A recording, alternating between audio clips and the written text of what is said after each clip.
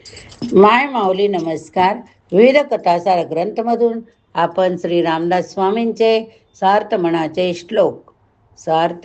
मनाचे श्लोक भावार्थ अभिवाचन पाहत होतो. आज आपल्या सार्थ मनाचे श्लोक 205 श्लोकां आपण श्रवण केले आणि आज त्याची समाप्ती आहे.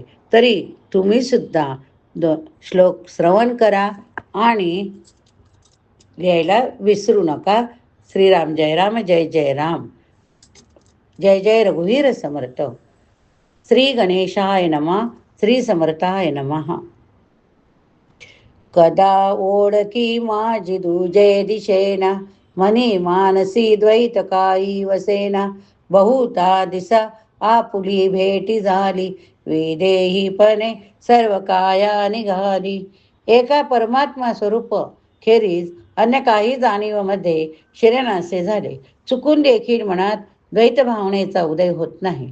फार दिवसांनी आपली परमात्म्याची गाठ पडली. त्यामुळे देहाचे भान हरपून सर्व शरीर शांत झाले. जी जाणीव पूर्वी दृश्य आत घेत असे तिच्यामध्ये संपूर्ण परिवर्तन घडून ती आता एका परमात्म स्वरूपाहून दुसरे काही जाणतच नाही. ज्याप्रमाणे समुद्रामध्ये पाण्याहून लाट वर येते, ती पाण्याचीच बनलेली असते, पुन्हा पाण्यातच लय पावते. त्याचप्रमाणे ज्ञातेपणाने परमात्माच उदय पावतो. ज्ञेयपणाने परमात्मा जाणला जातो. निर्माण होणारे ज्ञान परमात्मा स्वरूप होऊन वावरते. अशा जीवन व्यवहारात मनामध्ये चुकून देखील परमात्म्याहून अन्य काही भासत नाही. अनुभवाची परिसीमा येथेच घडते.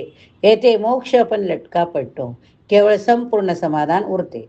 हे समाधान मिळविण्यासाठी जीव जन्मभर नव्हे तर अनेक जन्म तडफडत असतो. समाधानमय स्वरूपाची गाठ पडल्यावर जीव प्रथम आनंदाने बेहोश होतो. त्यामुळे त्याला देहाचा विसर पडतो. आनंदाचा उल्हास ओसरल्यावर त्याचे मन शरीर समाधानकारकच होऊन जाते. सत्संगात श्रवण केल्याने हे साध्य. मना गुजरे तूच हे प्राप्त झाले, परी अंतरी पाहिजे यत्न केले. सदा श्रवणे पाविजे निश्चयासी, धरी सज्जन संगती धन्य होशी. मना परमात्मा दर्शनाचे हे रहस्य तुला कळाले आहे, पण त्याचा अनुभव येण्यास तुला अंतर्यामी साधन केले पाहिजे. सतत श्रवण केल्याने आत्मबुद्धी उदय पावते. म्हणून संतांची संगती धर, तिने तू धन्य होशील. दृश्याचे ज्ञान अतींद्रिय आत्म्याचे ज्ञान यामध्ये फरक असतो. दृश्याचे ज्ञान शब्दाने सांगता येते. आत्म्याचे ज्ञान वाणीचा विषय होऊ शकत नाही. पण जनतेचे कल्याण व्हावे यासाठी संतांनी आत्मज्ञान शक्य तितके शब्दांमध्ये घालून आपल्या समोर ठेवले. मनाचे श्लोक याचे उत्तम उदाहरण होय. आत्मज्ञानाचे रहस्य आपल्याला मिळाले यात मुळी शंका नाही. पण संतांनी लिहिलेले ग्रंथ नुसते वाचून त्याची पारायण करून किंवा चिकित्सा करून किंवा श्रवण करून आत्मज्ञान पदरात पडत नाही. त्यासाठी साधन केले पाहिजेच. दृश्य ज्ञानाच्या साधनात आत्मज्ञानाच्या साधनात एक मूलभूत फरक. दृश्य ज्ञान मिळवणारे मन ज्ञान व्यवहारामध्ये जसेच्या तसे राहते, पण आत्मज्ञान मिळविणाऱ्या प्रयत्नात ज्ञान मिळवणारे मन संपूर्णपणे बदलून टाकावे लागते. म्हणून आत्मज्ञानासाठी होणाऱ्या यज्ञामध्ये अंतरंग सुधारण्याकडे लक्ष द्यावे. ज्ञान मिळविण्यासाठी बराच प्रयत्न लागतो. तो करण्यास चिकाटी लागते. चिकाटी टिकण्यास मनाचा निश्चय लागतो. मनाचा निश्चय होण्यास सतत श्रवण करावे लागते. संतांच्या संगतीत उत्तम श्रवण घडते. म्हणून संत संगती केल्याने अखेर आत्मज्ञान होऊन माणूस धन्य होतो. मना सर्वई संग सोडवून द्यावा, अति आदरे सज्जनाचा धरावा. जयाचे निसंगे महादुःख भंगे, जनी साधने विन सन्मार्ग लागे. मना जीवनामध्ये सर्व इतरांची संगत सोडून दे. मनापासून संत संगत कर. संत संगतीने जीवनातील सारी दुःखे नाश पावतात. साधनाचे कष्ट न होता आत्मदर्शनाचा मार्ग लागतो. माणसाची संगती हा मानव जीवनातील फार मोठा घटक. त्याचा परिणाम प्रत्येक व्यक्तीवर घडतो. हे जर प्रत्यक्ष अनुभवास येते तर आत्मज्ञान मिळवण्यासाठी संत संगतीचा उपयोग करून घ्यावा, असा श्री समर्थांचा योग्य आग्रह. व्यवहारात रक्ताच्या नातेवाईकांच्या उपयोगी पडणाऱ्यांच्या संगतीला जितके महत्त्व आपण देतो तितके तरी महत्त्व सतसंगतीला द्यावे. व्यवहारामधील संगतीमध्ये दोन्ही बाजू स्वार्थी असतात. संत संगतीमध्ये आपण स्वार्थी असलो तरी संत अत्यंत स्वार्थरहित असतो. म्हणून आपल्या मनात असो वा नसो, संतांच्या संगतीचा उत्तम परिणाम झाल्याखेरीज राहत नाही. संत म्हणजे आत्मशक्तीने भरलेले मानव यंत्र होय. त्याच्या सहवासात राहिल्याने त्याची आत्मशक्ती कमी जास्त प्रमाणात आपल्यामध्ये संचारते. मनाचे परिवर्तन करण्याची साधना चालू असेल तर त्या शक्तीचा फार उपयोग होतो. थोडक्या श्रमामध्ये आपले विकार आपल्या ताब्यात येतात. मन स्वच्छ होण्यास सुलभ जाते. पण आत्मानुसंधान ठेवण्याची कला साधने हा संत संगतीचा सर्वात मोठा परिणाम समजावा. ज्यांना संत संगती लाभत नाही त्यांना त्या कलेच्या सिद्धीसाठी फार साधना करावी लागते. मना संगहा सर्व संगास तोडी, मना संगहा मोक्ष तत्काळ जोडी, मना संगहा साधका शीघ्र सोडी, मना संगहा द्वैत निशेष मोडी. मना संताची संगत इतर संगतीपासून बाजूला करते. संगाने चटकन मोक्ष मिळतो. सत्संगाने साधकाची लवकर सुटका होते. सत्संगाने द्वेष समूळ नाश पावतो. संतांचा सहवास केला असता मी देहच होय हा भ्रम नाहीसा होतो, क्षीण होते. तो क्षीण होऊ लागला की दृश्य व्यक्ती वस्तू यांच्यात गुंतलेले मन आपोआप तेथून बाजूस सरते.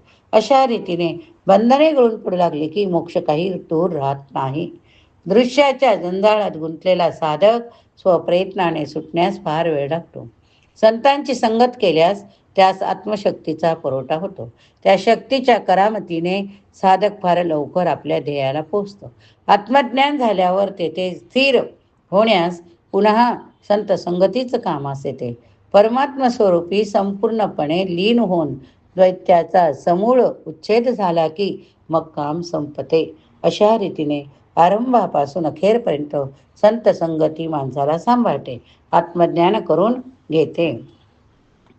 आज आपण मनाचे श्लोक 205 श्रवण केले.